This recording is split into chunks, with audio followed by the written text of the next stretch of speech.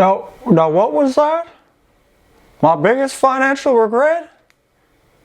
Well, that has to be not subscribing to Avery Heilbron to learn how to build my wealth for free. It's got to be that simple. What's up, guys? It's Avery here. 64% of Americans will retire broke. 69%. I mean 64% of Americans will retire broke with absolutely no money going into their retirement. And with the Social Security fund running out probably before a majority of those viewing this video will reach that age of 65, now more than ever you need to figure out those finances. So here are 7 of the biggest financial regrets that those older Americans had that ended up in retirement with less money than they wish they had, and how you can combat those financial mistakes. That first financial regret that most of the older folks had was not saving or investing enough money for retirement. And this was the #1 regret those had entering retirement. And according to Lend.edu, only 27% of Americans felt like they had enough money as they headed into retirement. Maybe they didn't actually have enough, but they felt like they had enough. And the best time that you could have started saving and investing for retirement was before you were born, and then the second best time would be today. The best way to combat not having enough money saved or invested for retirement would be to start saving and investing more for retirement. And now that sounds very simple, but the more time you have in the market, the better off that you are going to do. And the most amount of time you can have in the market would be today, right after you go ahead and smash that like button. So if we look at it, if you started at the age of 22, to reach $1 million by 65 with a 10% average annual return, you will need to invest $179 per month. And then if you give yourself 10 less years starting at 32, that would be $481 per month, and then 10 more less years at 42, $1,381 per month. And then if you didn't start until 52, you would need $5,000 per month. And obviously you can see the closer you are to that 65 age, the more and more money you need to put away every single month.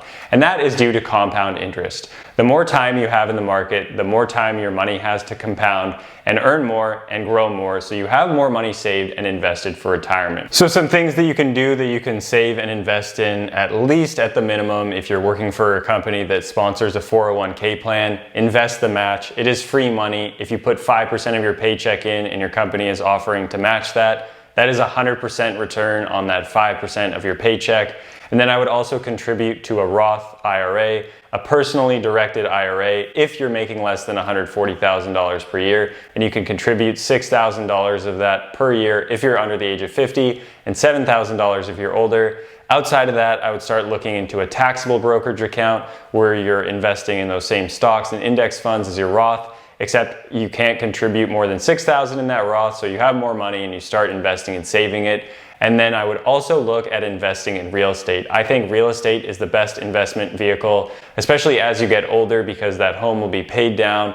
You'll start having more appreciation, as well as you can continue having monthly cash flow that will pay you well into retirement, so you don't have to continue to work for that monthly income. Rather, your tenants will continue to pay you so you can enjoy your retirement. That second biggest regret would be not having enough money for an emergency fund. Many of us do not want to think about negative things that could potentially happen in our life. And I've always found this emergency fund to be an interesting term, because there's the emergency fund of things we would most likely expect to happen, and then what I would call real emergencies. So you will expect your car to break down. You will expect yourself to have some type of medical expenses that you're going to have to pay for, but hopefully you wouldn't be expecting there to be some type of illness in your family, or for you to be out of a job for a whole year where you're not making any income. Those are things that you need to save for, need to have money for, so that you can continue to support yourself when you no longer are earning any type of income. And 40% of Americans are not able to come up with a $1,000 expense, which you really should be able to if you're saving and building that emergency fund. And people had these regrets because they were coming up on some type of emergency and they couldn't pay for it, and they needed to get into more debt in order to actually pay for it. Because when there's an emergency and you don't have that money, you are still trying to figure out how you can actually pay for it. And personally for me, I actually wasn't really worried about an emergency fund. I spent a lot more money getting into real estate, getting that first property, so that I could start having no monthly housing costs, building up that real estate portfolio, so that I could then take all of those extra earnings from real estate and build my emergency fund and build that investment and savings account a whole lot faster. But if you want to be a whole lot less risky than me and worry about that emergency fund first, many people suggest that you save up for that emergency fund before you do any other type of investing. So it really depends on your risk appetite and how well you think you can do with those other investments to start building up that emergency fund even faster. If you take some of that money, invest it now, and then utilize it for other things later. The third biggest regret that those older Americans had was maintaining a credit card balance. The two biggest quotes were, "I didn't pay them off," and "I relied on my credit cards." If you don't pay off your credit card, you're going to get into a vicious cycle of debt. This is how many people accrue a lot of debt over time, because they're relying on those credit cards, they don't pay them off, and then they accrue a crazy amount of interest, between 18, sometimes up to 30% interest per year on your credit card that you're holding a balance on. Make sure that if you have a credit card, you're paying it off on time and in full. And then the other thing would be relying on credit cards. If you're utilizing credit cards, you shouldn't be using them so that you can bridge the gap for a purchase. You should only use a credit card if you actually have that money in your bank account to afford that thing. Don't go out there buying things with a credit card because you think you want them or you want to impress people that you don't care about.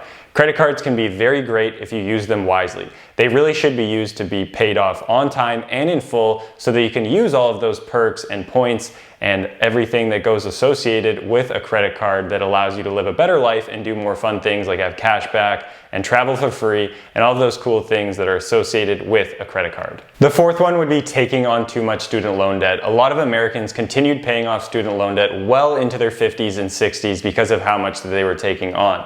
And this one's pretty simple as it sounds, and one is super easy to combat. All you need to make sure that you do is become a Division I football kicker so that you have no issues with being safe out on the football field or having any brain injuries, most likely, as well as you'll get that full ride scholarship to that program.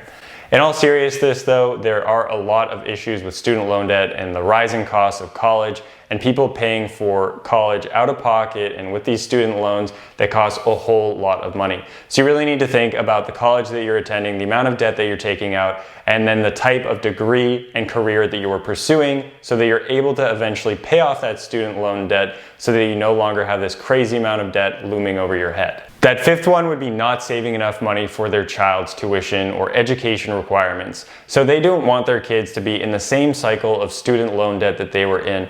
And one very popular plan to pay into to save for your kids' college fund would be a 529 plan. And I honestly don't think a 529 plan is that great. If it were me and I were trying to combat the spending of children's tuition, because by the time I potentially have kids that are going to college, it's probably going to be hundreds of thousands of dollars a year, $130,000, $140,000 a year. If it continues increasing at the same rate that it is today, then I'm going to need a whole lot more money than I could probably contribute to a 529 plan. So if it were me, I would purchase investment property that is going to be worth a lot more money than it is today so that I could potentially sell it, do a cash out refinance, or have enough monthly cash flow over the course of my child's life to be able to actually pay for that college tuition. Another regret would be a fear of investing, and this would be a huge limiting factor towards your retirement because if you can't let your money invest, you are pretty much just losing your money. 41% of Americans keep their money in a savings account for retirement.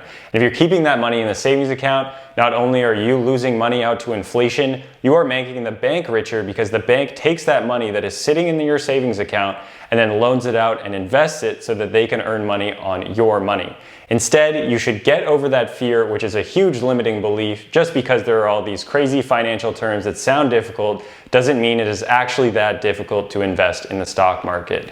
And really, I know this isn't going to be financial advice. This is just for fun and education because America and liability and potentially getting sued and all that stuff. But pretty much you just need to buy some low-cost index funds in some type of platform like Vanguard, or you could even use a robo-advisor platform like M1 Finance or Betterment and just put your money in there and not really think about it and just buy those low-cost index funds or let the robo-advisors do it for you that just track the entirety of the stock market. And if you have it in there for a long enough period of time, your money will return a much higher value than sitting in that savings account, so you feel much better off when you actually get to that retirement phase. And the last one would be overspending on a home. Many people end up buying a house because they believe that they love it, or they fall in love with the place, and they actually do, and then they're tied to that home for the rest of their lives because they're spending over 50% of their monthly take-home pay on that specific mortgage, and they're not able to get out of that home. And this one is extremely easy for people to do because of keeping up with the Joneses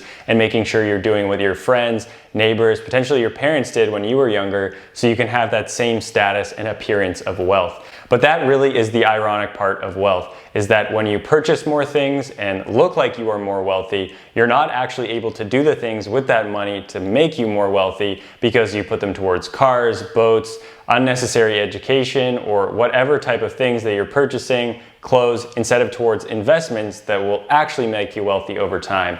And I think my favorite quote from this article that talks about these 7 regrets that people have would be that people justified spending more money on a home because they told themselves that it was an investment. But really, when you purchase a home, you are tied specifically to that home, and you can't really invest your money elsewhere, especially if you're spending over half of your take-home pay just paying off the mortgage. And when that mortgage is completely paid off, you are tied specifically to that market, to that home, and you have very little control over the equity gains. And I know many people bought, for example, in coastal cities like New York or LA or San Francisco, and they experienced huge equity gains. But other people bought homes and then sold them at a significant loss because they were tied to that specific market. And people don't really think about that market when they're going in to purchase a home. They just look at the home, and people want to live in a nice space. And this is why a lot of people overspend on a home, because they see a home, they see themselves living there, so they want to purchase just a little bit more money that is slightly over their budget so they can live in that beautiful dream home. So if it were me and I was trying to combat overspending on a home, there are really 2 things that I would do. That first would be house hacking. House hacking is something that I've done twice. It's really awesome. Buy a property and then rent out the excess units and bedrooms so that your monthly housing payment is 0 or virtually 0. And then if you want, you can move out later and then have a full-on investment property. And then the second thing would be to continue to rent and then invest that excess income. So when you have a home that you own, there is maintenance, there are other tax costs, as well as your monthly mortgage payment. And although that monthly mortgage payment might stay the same and your rent might increase, it might make more sense for you to just continue to rent and then invest that excess money into the stock market, where it can earn a greater return than the amount of appreciation and equity that you could potentially have in your home. So when looking at all of these regrets, it was pretty simply overarching that people spent too much money on things and then they didn't save and invest enough. So just going back to the tenets of how you actually build your wealth, they are very, very simple. You need to live below your means and then invest and save the excess. So you need to invest in the stock market, real estate, as well as save for an emergency fund. And in order to be able to do those things and fund those type of accounts and investments and assets, you need to live well below your means, or just below your means enough. You need to make sure that you have that budget so that you can actually purchase those things. So hopefully you guys enjoyed that video and got a good understanding of some of the regrets that older folks have, so that you won't make these regrets yourself. And hopefully you can share this video with your friends so they also don't make those same regrets. Don't forget to follow me on Instagram, where I talk a lot about real estate investments and things that you can do with your money in order to build your wealth. Thanks again for watching, and I hope to see you guys next time.